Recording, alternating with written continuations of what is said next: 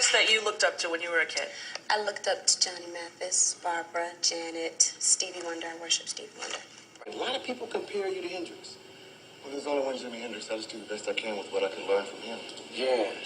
Now, who are your other influences? Albert King, B.B. King, Buddy Guy, my big brother, Jimmy Vaughn. Yeah. If all you talked about was music, depending on if you're a music paper, then you talk about music. But there's more to us than just writing songs. I mean, we do other things, and we have characters, and depends what you talk about. For the black community especially, we have like broken families with no father, no big brothers, and so the music becomes the big brother, and or the music becomes the father, because you listening to all these niggas.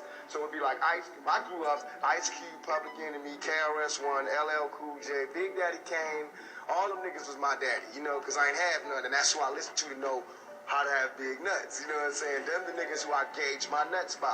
So if Cube was saying he was knocking this, you know, knocking this nigga off, and Kane was saying this and this is how you do a nigga, and LL was saying beat niggas like this, you grow up being, okay, that's fuck it. Fuck it. I got big nuts. I'm knocking niggas off. I'm not taking shit from the police. Cube told me this, the bitch is a bitch, and I'm not fucking with these hoes. You grow up and you get the lessons that you would have got from your daddy, but you're getting it from niggas because they got it from their daddy, and they spitting the game. So the game is the music.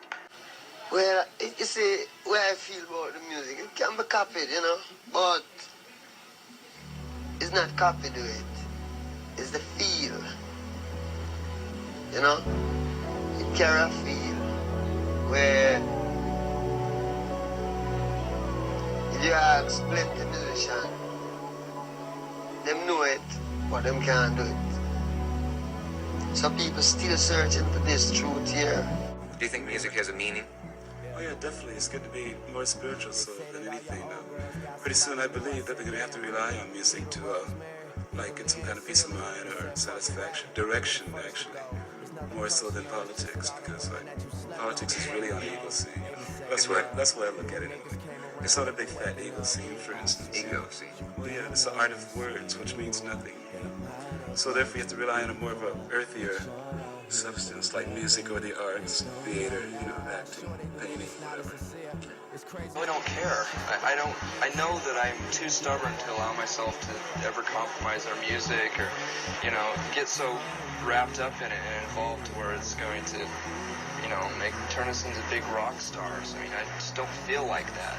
Everyone else accuses us of it, but, you know, we're not as popular as everyone thinks. We're not as rich as everyone thinks, you know. It's just... Niggas is trying to eat. That's all I'm looking at. Niggas want to eat food. Niggas is tired of being on the streets. Niggas tired of robbing and stealing. Niggas tired of selling drugs. They got little rap skills. They want to put their shit out and they're trying to get some money. Niggas tired of being fucked up. And it's petty, man. It's he said this and this one over here said that. And when you finally boil down, the man ain't said nothing. You know what I mean? Man spit something on a record and this fool over here assume he talking about this one over here. And I'm sitting back watching this. I'm like, man, these boys is tripping. Love is misery. Love is miserable. I think I'll be a bachelor and I'll swing and I won't fall in love. I'll just be loveful, be kind and good and have fun. I don't feel like being miserable. I'll never marry again until I know I'm ready and that I have the right lady and the right consciousness and a good girl. A girl who don't fool around too much and all that stuff. Sex is marvelous. Love is miserable. And Marriage is miserable. And sex is great. Yeah, that's about right. There's an illusion that people, just because somebody buys your record, that they're going to do what you tell them. It doesn't work that way. If I tell them, go jump in a river, just because they buy my record... No, not at all. But certainly you'd be surprised how people who appear on television or people who appear before audiences are looked towards for some kind of personal insight into the world or their own lives that a lot of times those people don't even have.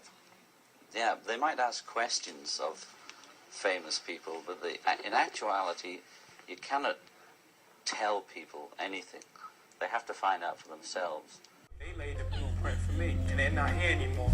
So I always want to make sure that, you know, through me, you know what I'm saying, through all of us, so you know that they live on. Artistic expression. You know, I believe an artist should be an artist and be able to say whatever he wants to say, whether you think it's good or bad.